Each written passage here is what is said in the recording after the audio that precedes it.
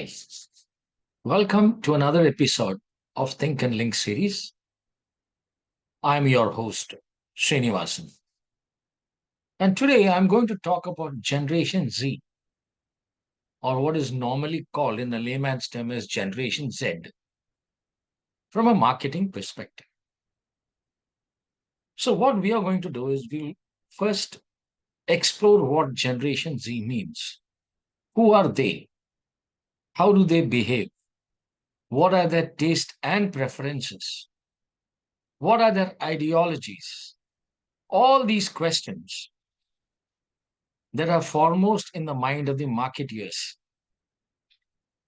We will explore that because the marketeers, they design these products and services for this segment, and they are a very big segment. Now, to answer these questions and help many people downstream, like the content creators, advertising agencies, and influencers, we need to define them. So, Generation Z is a generation that is born between 1997 and 2012. They are one of the largest group in the social media and content platform because they consume huge amount of data, audio and video. Now, globally, the strength of this segment is around 2 billion plus and forms roughly about 25% of the global population. And in India, they form about 35% of the population. So you can imagine how important this segment is. Having said that, this group has distinct ideologies, behaviors, taste, and preferences, which make them a unique group. And the product and services have to be tailored. It has to be made specifically play for them, for this group, and they have to be also placed specifically for this. So not only should the products be made, it should also be placed. Likewise, brands are also redefined their marketing strategies to suitably suit for this particular group. And this particular strategies keep on revising and refining. So let's dwell deeper into this concept of Generation Z constituency. What are they? Now, recently, UA, a youth media and insight company, released a report. And this report was titled Not All Generation Z. The report shared findings on the behavior and the ideologies on Indian Generation Z. And some of their findings are real eye openers. I'm sure marketeers, advertising companies, content creators, and influencers must have taken note of this. If not, here is a gist of their findings. The survey was about the survey that was conducted was 900 Generation Z participants, which covered about 20 cities. And these 20 cities were strewn across tier 1, tier 2, and tier 3 cities of India. And this is what the report had to say.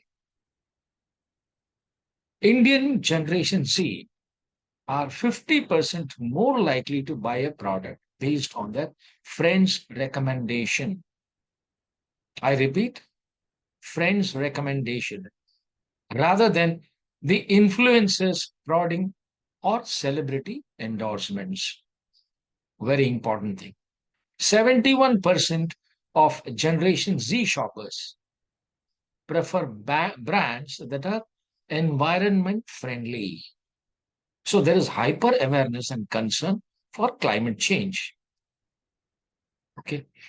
And then 63% of Generation Z like to shop from brands that support social cause. Now, some of these findings that this UA has come across is something really not many people must have thought about it. Now, Generation Z expects brand to create sustainable products but dislike to pay additional cost for it. See the contradiction. They would love to support sustainable products, but they are unwilling to pay that extra price. 77% of Generation Z shoppers are price conscious buyers, popularizing the thrifty culture of buying used goods, and especially from shops specializing in second-hand products. Generation Z is a DIY generation, unique, inclusive, and socially aware. And they do not completely trust the influencers because they know that a large part of what influencers put out is being monetized. When it comes to fashion and beauty, Generation Z is a defining voice. Hence, you will find that major apparel brands have separate Generation 7 sections that is price sensitive, focuses on the latest trends, and has sustainability as a key communication theme. For example, if you take Mintra app, they have this FWD section for Generation Z, which provides the latest trends. Latest drip, that is the Generation Z word for trendy look and style. When it comes to financial products, and these financial influencers are trusted by tier 2 and tier 3 and small towns. That is because of the perceived literacy of the influencers.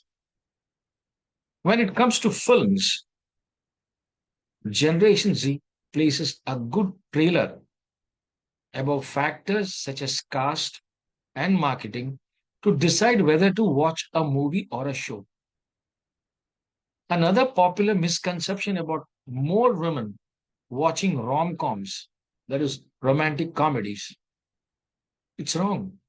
Generation Z women are 10% more into thrillers than rom coms.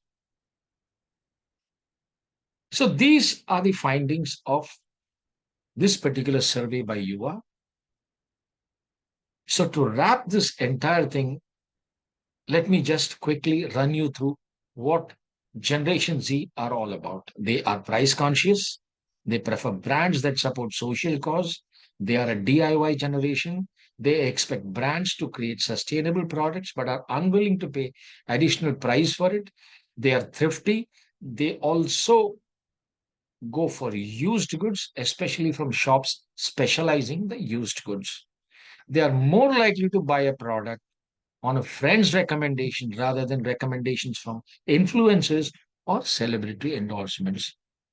They do not completely trust influencers because they know that these influencers are trying to monetize their talent.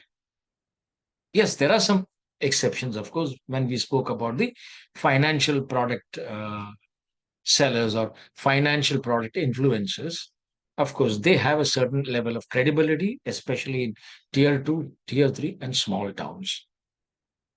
General Generation Z are more influenced by a good film trailer rather than other factors such as cost and marketing. And Generation Z women are 10% more into thrillers rather than rom coms. Trust you have enjoyed this podcast. Stay tuned for my next podcast. See you. Bye bye.